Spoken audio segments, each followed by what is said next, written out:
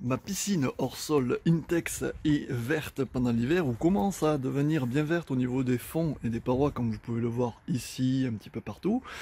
Est-ce que je dois d'après vous la laisser comme ça ou est-ce que je dois lui faire un pré-traitement pour anticiper les beaux jours et les pollens qui vont arriver? C'est ce que je vais vous dire dans cette vidéo. Les avantages à regarder cette vidéo jusqu'à la fin, c'est que vous allez savoir comment on fait pour faire un entretien hivernal de ce type de piscine hors sol, sans spécialement y passer des heures, ni vous faire avoir pendant la montée des températures avec une eau de piscine qui va devenir de toute manière toute verte, quand il va commencer à faire beau.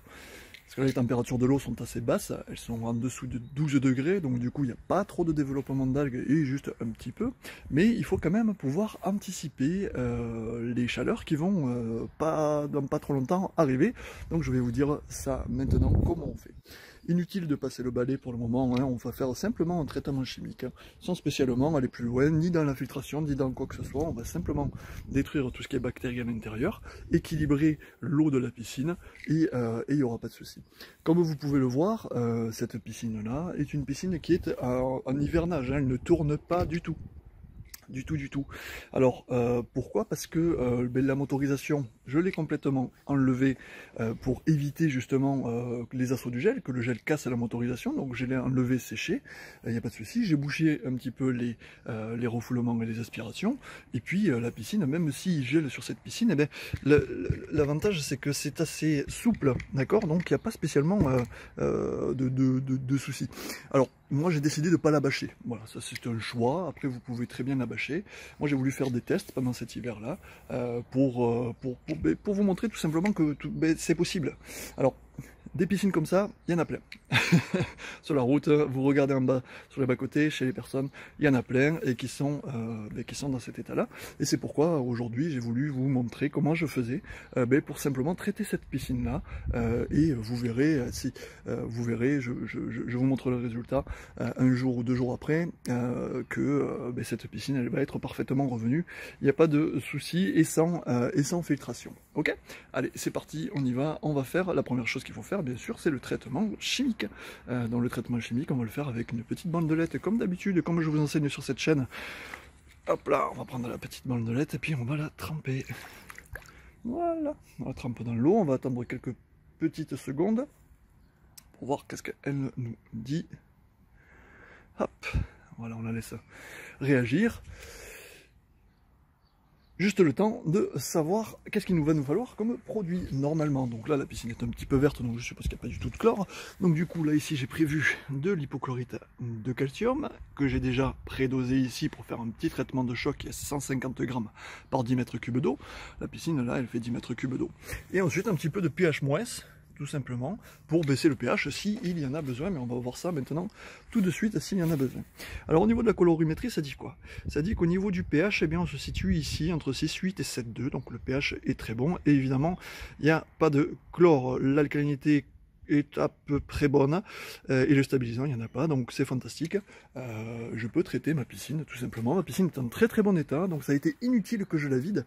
10 mètres cubes d'économiser, c'est toujours 10 mètres cubes d'économiser pour la planète, c'est toujours ça de bien, donc moi je suis très content pour ça, et j'espère que vous aussi vous faites en sorte de préserver la ressource.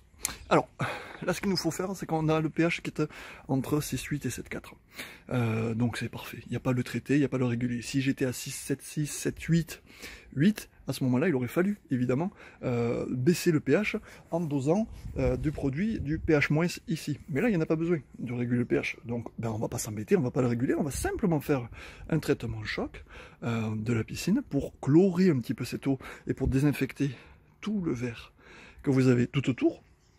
Ce qui va détruire tout ce verre, et puis la piscine, bon, il y aura de la poussière, mais ça c'est pas un souci, l'esthétisme, tant qu'on se baigne pas, bon, on s'affiche un petit peu. Voilà.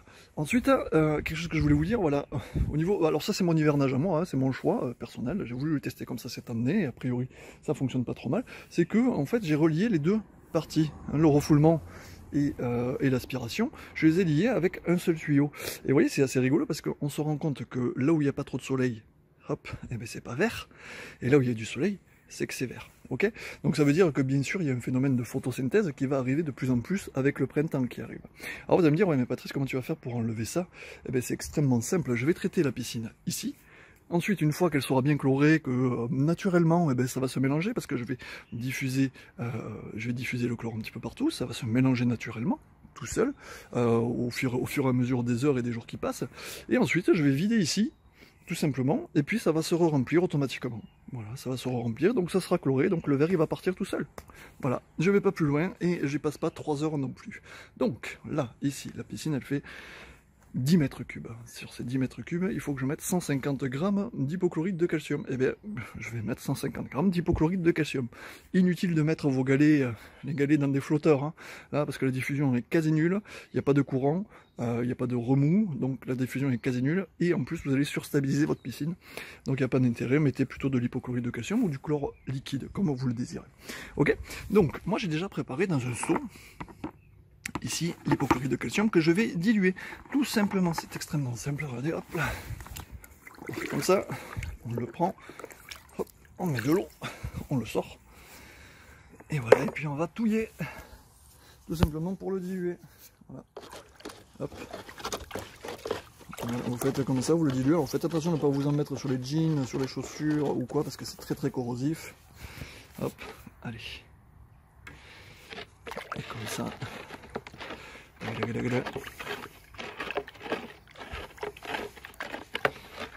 Voilà, vous voyez quand ça commence à avoir une petite couleur comme ça, ben c'est pas mal, il va falloir le faire plusieurs fois.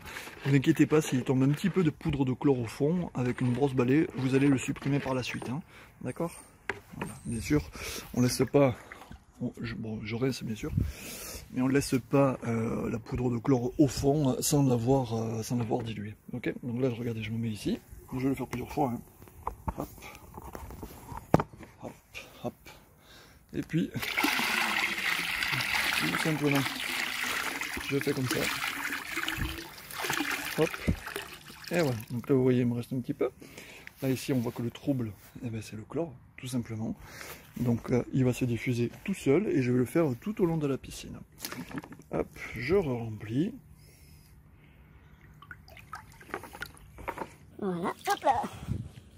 Bien sûr, si cette vidéo vous plaît, hein, n'hésitez pas à cliquer sur j'aime, commenter, partagez-la, ça peut aider à beaucoup de personnes. Je sais que beaucoup de personnes sont équipées de ce genre de piscine-là. Et en tout cas, moi je suis très heureux de vous aider journalièrement avec toutes les vidéos tutoriels que je vous fais pour vous en sortir avec votre piscine. Donc là, on refait un petit truc. Donc si vous voulez bien sûr en savoir plus sur l'entretien de la piscine, il y a le guide l'essentiel pour votre piscine disponible sur formationpiscine.fr ou bien tout ce qui est pack vidéo. Je vous donne rendez-vous sur formationpiscine.fr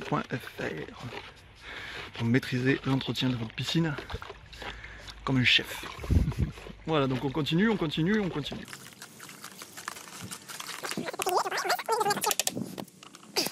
On évite de s'en mettre bien sûr sur les habits, parce que là c'est irréversible.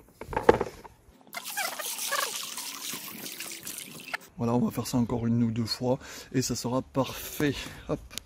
Donc là vous voyez la poudre de chlore, elle va se diffuser, ça va choquer l'eau, et puis de même il n'y aura plus de verre. Fini, au revoir le verre.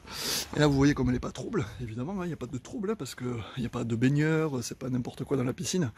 Évidemment, eh bien la piscine elle ne va pas se troubler. Donc il n'y a pas spécialement besoin de filtration. Alors vous allez me poser la question peut-être, quand est-ce que tu vas mettre ta pompe en route? Ben, dès que les gels ils seront finis, immédiatement je vais remettre la pompe de filtration en route pour éviter, pour justement que ça filtre, parce que c'est très très important ensuite de filtrer la piscine. Ok. Allez, je continue. Donc je rappelle que ce tutoriel est exclusivement fait pour ce type de piscine, pas pour les piscines enterrées, hein, d'accord? Donc si vous avez une piscine enterrée et que vous regardez ça, c'est pas spécialement les bonnes actions qu'il faut faire.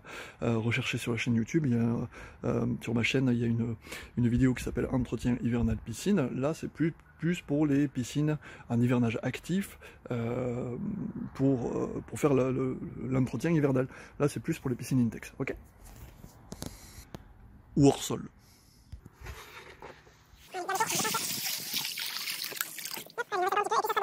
Commentez, vous pouvez commenter bien sûr, est-ce que ça vous a servi, n'hésitez surtout pas, et si vous voulez tout savoir sur l'entretien des piscines, direction formationpiscine.fr, il y a absolument tout ce qu'il vous faut pour maîtriser et gérer la qualité de l'eau de votre piscine pour éviter bien sûr les problèmes qui arriveront tôt ou tard, l'eau verte ou l'eau trouble, formationpiscine.fr. Et voilà, un jour après, le résultat, vous voyez, comme vous pouvez le constater, ben, il n'y a plus d'algues qui se développent. Tout le développement vert est bien réparti, ce qui me permet de pouvoir anticiper les beaux jours et du coup avoir moins de difficultés pour nettoyer ma piscine et la remettre en service à la mise en hivernage.